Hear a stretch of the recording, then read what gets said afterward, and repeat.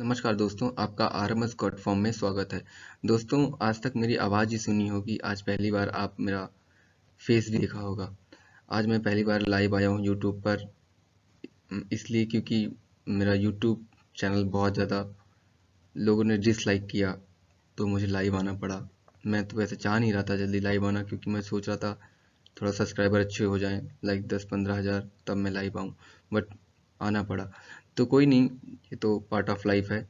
तो अब इस बात को आगे बढ़ाते हुए मैं आज मेन टॉपिक है डिवॉर्मिंग क्यों है ज़रूरी।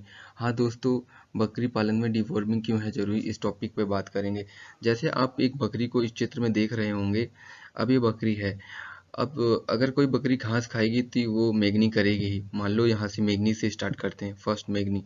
किसी बकरी ने मेगनी किया, मेगनी करने के बाद फिर वो क्या होता है, ज़मीन में मिल जाता है। ज़मीन में मिलने के बाद उसमें जो मेगनी में आप जैसे कि एक खाना पचाने के लिए ना, बकरी हो या आदमी हो, खाना पचाने के लिए उसमें दो एंजाइम होते हैं, एक पॉजिटिव एक negative. Positive in the sense जो एक अच्छा होते हैं और एक खराब होते हैं, हिंदी में बोले तो जो ये नेगेटिव बैक्टीरिया होते हैं ना, जो अच्छे बैक्टीरिया होते हैं, एक हानिकारक बैक्टीरिया। जो हानिकारक बैक्टीरिया होते हैं वो मल के द्वारा निकल जाते हैं। अब ये मल आ गया आपका कहाँ, जमीन पे। जमीन में अब घास होगी, ठीक है। अब जब जमीन में घास उगेगी तो फिर उस पर जो लार्वा है ना, जो आपका घास है, घास में जो लार्वा लगेगा, अब ये जो आपका घास है फिर से बकरी खाएगी। मतलब यहाँ से आपका अंडा आया, इन द सेंस आपका मेगनी, मेगनी के बाद वो एग बना। एग मतलब कि फर्टिलाइजर होता है, जब छोटे छोटे कीड़े तैयार होते हैं। जब कीड़े तैयार हुए तो लगे कहाँ पर, घास में। जब वो कीड़े घास में लगे, उस घास के जो कीड़ा लगा हुआ है, लार्वा प्लस घास को किसने खाया, बकरी ने। बकरी देखो खाया, फिर गया पेट में। और जब वो कीड़ा, जो खतरनाक कीड़ा था, वही पेट में वापस चला गया जिसको बकरी ने निकाल दिया था, तो अपने आप ही बकरी का स्वाभाविक है कि उसका तबीयत खराब होनी ही होनी है। इसलिए कहते हैं कि डिवॉर्मिंग करना चाहिए। कब, क्यों, कैसे डिवॉर्मिंग करना चाहिए, वो आपको वीडियो में बताएंगे। वीडियो में और वीडियो को अंत तक देखना ना भूलें। तो नेक्स्ट है, हमने अभी कुछ ट्रेनिंग चालू किया है।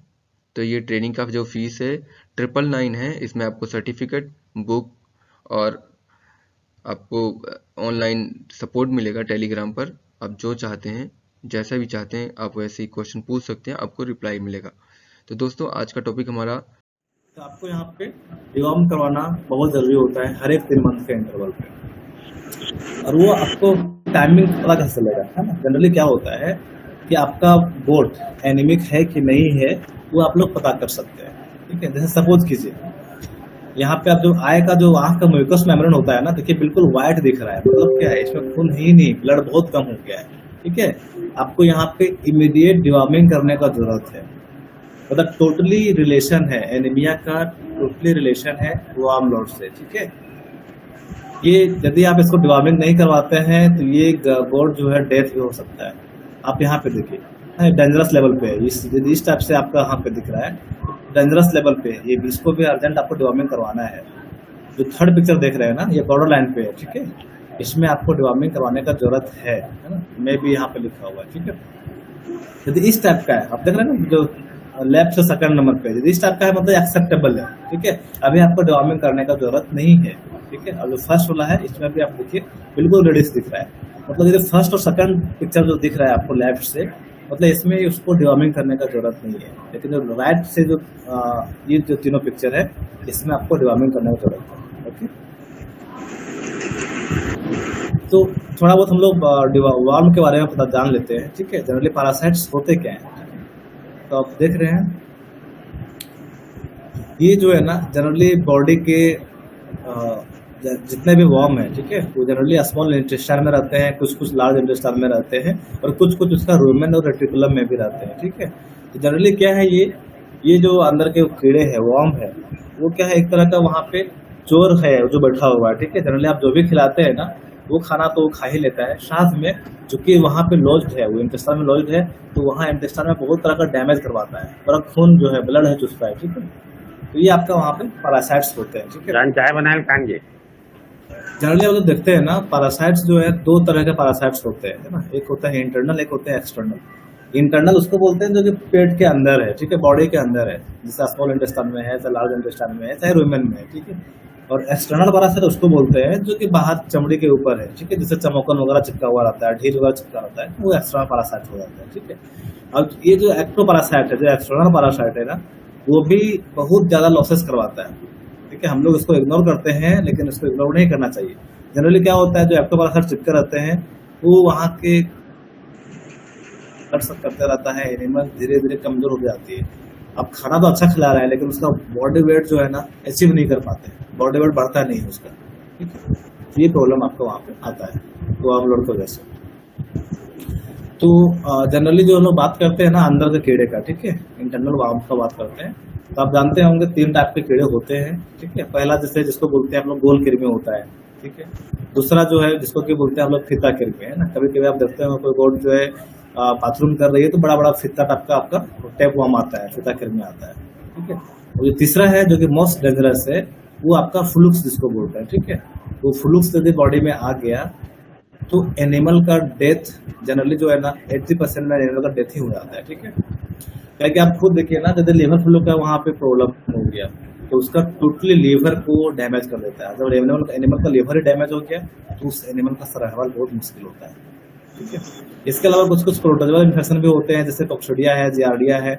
इसमें क्या होता है, ये सब जो है ना जनरली स्मॉल इंटेस्टाइन में रहता है, मतलब निचली आंत में रहता है। तो वो जो है ना जब भी यदि इसका आउटब्रेक हो जाता है तो जब भी एनिमल गोबर करती है ना, देखेंगे उसमें थोड़ा बहुत ब्लड मिक्स रहता है, ये इसका इंडिकेशन है।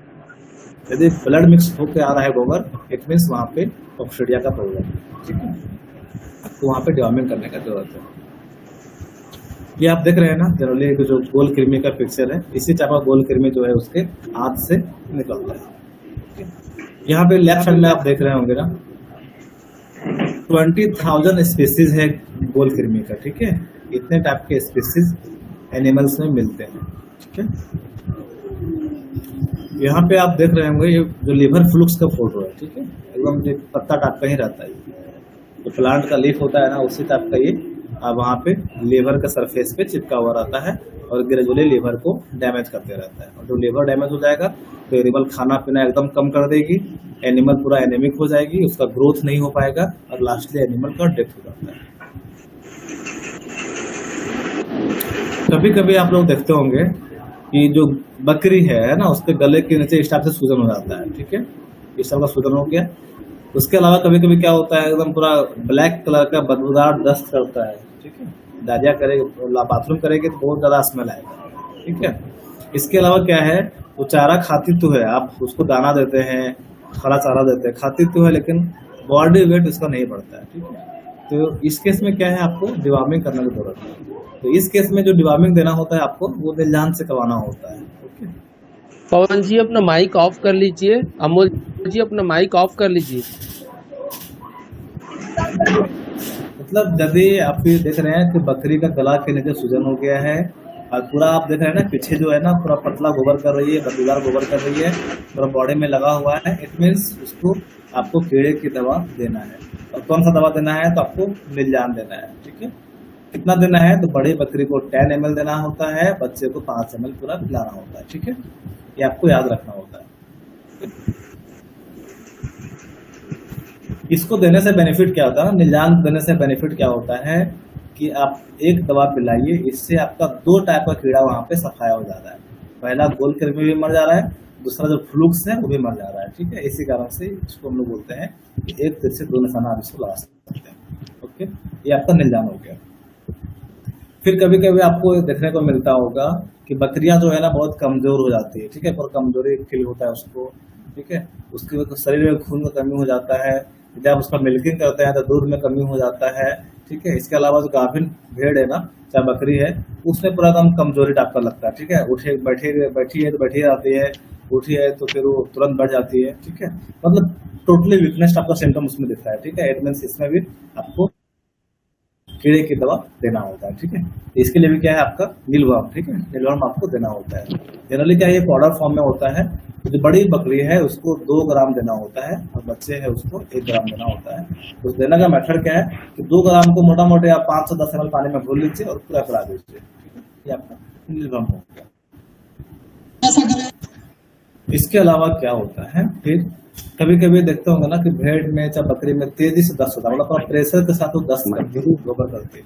ठीक है, फिर थोड़ा देर वो चलती है, फिर हाफ जाती है और बढ़ जाती है। ठीक है, वही देखिए ना, जैसे आप ग्रुप में यदि आप कहीं ग्रजिंग पे ले जा रहे हैं तो वही है, थोड़ा देर चलेगी, हाफना शुरू कर देती है, फिर तुरंत थक कर बढ़ जाती है। मतलब उसके अलावा फिर क्या होता है कि बॉडी पूरा एनेमिक हो जाता है। मतलब ये लक्षण है कि वहां पे उसका बॉडी में लीवर फ्लूक का प्रॉब्लम है। इस टाइप का सिम्टम दिख रहा है तो टोटली लीवर फ्लूक है। तो लीवर फ्लूक को ठीक करने के लिए अपने पास विरक्लोज का सिरप आता है। ठीक है, ये आपको कितना देना होता है, तो एक बड़ी बकरी है उसको 2 से 3 ml आपको देना होता है। ओके, ये आपको उसमें पिलाना होता है। कभी कभी क्या होता है, आप देखते हो तो बकरी में जो है ना, हमेशा अपना नाक को रगड़ते रहती है। ठीक है, नाक को रगड़ेगी, चाहे कभी कभी गोल गोल घूमते रहती है। तो होता क्या है, क्योंकि एक तरह का फ्लाई होता है, एक तरह का जो है ना कीड़ा है, फ्लाई है, जो इसके नाक के अंदर घुस के अंडा दे देती है। ठीक है, आप देखिए यहाँ पे नाक के अंदर पूरा कीड़ा भरा हुआ है, देख रहे हैं ना। आप सोचिए जो नाक के अंदर पूरा कीड़ा भरा हुआ है, कितना इसको इरिटेशन हो रहा होगा। ठीक है, इसी वजह से जो है नाक को पूरा वो रगड़ते रहती है। ठीक है, और गोल गोल घूमते रहती है, क्योंकि नाक से होते तो ब्रेन में चल जाता है ना, पूरा गोल गोल घूमते रहती है। ठीक है, इसको कमली में बोलते हैं नगल बोल। यही देखिए, यही मक्खी है जो इसके नाक के अंदर घुस कर अंडा दे देता है। इसकी वजह से ये प्रॉब्लम आता है। तो इसका लक्षण क्या दिखाई पड़ेगा, तो वही है कि बकरी के नाक से पूरा सफेद खून टाइप का आपका आता है। सफेद मतलब मवाद भी आ सकता है, खून भी आ सकता है। ठीक है, एक बकरी चाहे एक भेड़ जो है दूसरी भेड़ से जमीन में मुंह रगड़ती है। ठीक है, देखिए यहाँ पे दीवार में पूरा टकरा रही है। ठीक है, चक्कर काटती है और फिर कमजोर हो जाती है। ठीक है, तो ऐसा यदि कहीं प्रॉब्लम आ रहा है ना, नाक से ब्लीडिंग आ रहा है, तो इट मीन्स वहां पे वो नेजल ब्लड का प्रॉब्लम है। उस केस में आपको हार्टेक का सिरप लाना होता है। ठीक है, तो बड़ी बकरी को कितना देना होता है, 10 ml, तो बच्चे को 5 ml देना होता है। अभी यहाँ पे आप लोग को थोड़ा बहुत कंफ्यूजन हो रहा होगा कि ठीक है किस केस में क्या देना होता है। तो जनरली एक कंसेप्ट आप लोग मायने बैठा लीजिए। अभी हम 3 या 4 मेडिसिन बताए आपको, एक हार्टेक ओरल है, निलभम है, निलजान है, विरक्लोज है। 4 आपको हम डिवाबर बताए। ठीक है, तो इसमें क्या करना होता है, क्योंकि आपको हर एक 3 मंथ में डिवार्मिंग करना होता है, मतलब साल में आपको 4 बार डिवार्मिंग करना होता है। तो बेस्ट प्रैक्टिस यही रहता है कि एक बार आप हार्टेक दे दीजिए, एक बार आप निलजान दे दीजिए, एक बार आप निलभम दे दीजिए, एक बार आप विरक्लोज दे दीजिए। ठीक है, चारों बार अलग अलग मॉलिक्यूल से करवाएंगे। जिससे बेनिफिट क्या होगा कि सपोज कीजिए अभी आपने निलजान दे दिया। ठीक है, तो निलजान देने से क्या होता है, जो चाहे फ्लूक्स है चाहे जो गोल कृमि है वो तो मर जाते हैं। और मान लीजिए जो दूसरे टाइप के कीड़े हैं, मान लीजिए वहां बचे हुए हैं। ठीक है, तो सेकंड टाइम मान लीजिए आप हार्टेक से दे दिए, वो उसको किल कर देगा। ठीक है, तो इसी कारण से अभी नया कंसेप्ट यही आया है कि आपको डिवार्मिंग करना है तो रोटेशनल पैटर्न में करना है। ठीक है, मतलब आपको चेन कर करके करना है। ठीक है, तो आपको 4 बार देना है। पहला हार्टेक ओरल दे सकते हैं, निलजान दे सकते हैं, निलभम दे सकते हैं और विरक्लोज दे सकते हैं। ठीक है, और जनरली बेस्ट प्रैक्टिसेस ये होता है कि जब भी आप डिवार्मिंग करवाते हैं, मान लीजिए आज आप कीड़े की दवा दिए। ठीक है, तो आज दे दिए, फिर आपको 10 दिन के बाद फिर से देना होता है। इसका बेसिक कंसेप्ट क्या होता है कि कोई भी कीड़े की दवा ऐसा नहीं है जो उसके अंडे को किल कर सकता है। ठीक है, मतलब जो कीड़ा का दवा होता है ना, वो जो एडल्ट वार्म है, जो बड़े कीड़े हैं उसको मार सकता है, उसके अंडा को किल नहीं करता है। तो सपोज कीजिए आज आपने दिया, तो जो बड़े कीड़े हैं उसको तो मार दिया। ठीक है, लेकिन जो अंडे हैं वहां पड़े हुए हैं, और वही अंडा जो है फिर से 10 दिन 15 दिन में बड़ा होके लार्वा बनता है, फिर एडल्ट बनता है। ठीक है, तो यदि फिर से आप 10-15 दिन में रिपीट कर देंगे कीड़े का दवा, तो फिर जाके वो एडल्ट वार्म को जो अंडा से बड़ा होगा वो मर जाएगा।